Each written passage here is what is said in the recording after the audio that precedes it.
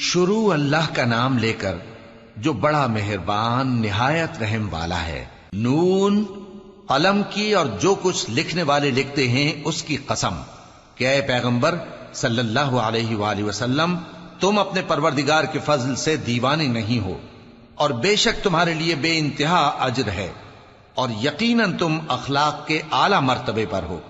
سو ان قریب تم بھی دیکھ لو گے اور یہ کافر بھی دیکھ لیں گے کہ تم میں سے کون دیوانہ ہے۔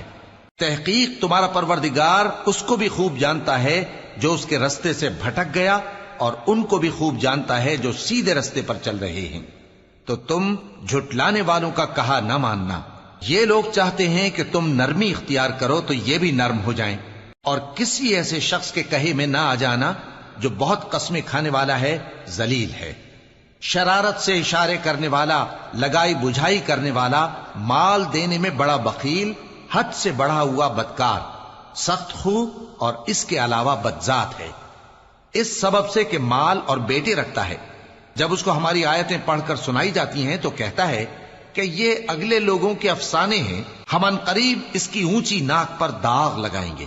ہم نے ان لوگوں کی اسی طرح آزمائش کی ہے جس طرح باغ والوں کی آزمائش کی تھی، جب انہوں نے قسمیں کھا کھا کر کہا کہ صبح ہوتے ہوتے ہم اس کا میوہ توڑ لیں گے، اور انشاءاللہ نہ کہا۔ سو وہ ابھی سو ہی رہے تھے کہ تمہارے پروردگار کی طرف سے راتوں رات اس پر ایک آفت پھر گئی، تو وہ ایسا ہو گیا جیسے کٹی ہوئی کھیتی۔ پھر جب صبح ہوئی تو وہ لوگ ایک دوسرے کو پکارنے لگے کہ اگر تم کو کاٹنا ہے تو اپنی کھیتی پر سویرے ہی جا پہنچو۔ سو وہ چل پڑے اور آپس میں چپ کے کہتے جاتے تھے کہ آج وہاں تمہارے پاس کوئی فقیر نہ آنے پائے، اور کوشش کے ساتھ سویرے ہی جا پہنچے، گویا پیداوار پر قادر ہیں۔ پھر جب انہوں نے باغ کو دیکھا تو ویران، کہنے لگے کہ ہم رستہ بھول گئے ہیں، نہیں بلکہ ہم بے نصیب ہو گئے۔ ایک جو ان میں سمجھدار تھا بولا، کیا میں نے تم سے نہیں کہا تھا کہ تم تسبیح کیوں نہیں کرتے؟ دوسرے کہنے لگے کہ ہمارا پروردگار پاک ہے، بے شک ہم ہی قصوروار تھے۔ پھر لگے ایک دوسرے کی طرف رخ کر کے ملامت کرنے، کہنے لگے ہائے شامت، ہم ہی حد سے بڑھ گئے تھے، امید ہے کہ ہمارا پروردگار اس کے بدلے میں ہمیں اس سے بہتر باغ عنایت کرے، ہم اپنے پروردگار کی طرف رجوع کرتے ہیں۔ دیکھو عذاب یوں ہوتا ہے، اور آخرت کا عذاب سب سے بڑھ کر ہوگا، کاش یہ لوگ جانتے ہوتے۔ پرہیزگاروں کے لیے ان کے پروردگار کے ہاں نعمت کے باغ ہیں۔ کیا ہم فرما برداروں کو نافرمانوں کی طرح نعمتوں سے محروم کر دیں گے؟ تمہیں کیا ہو گیا ہے؟ کیسی تجویزیں کرتے ہو؟ کیا تمہارے پاس کوئی کتاب ہے جس میں یہ بات پڑھتے ہو کہ جو چیز تم پسند کرو گے وہ تم کو ضرور ملے گی؟ یا تم نے ہم سے قسمیں لے رکھی ہیں جو قیامت کے دن تک چلی جائیں گی کہ جو کچھ تم طے کر لو گے وہ تمہارا ہوگا؟ ان سے پوچھو کہ ان میں سے کون اس کا ذمہ لیتا ہے؟ کیا اس قول میں ان کے کچھ شریک ہیں؟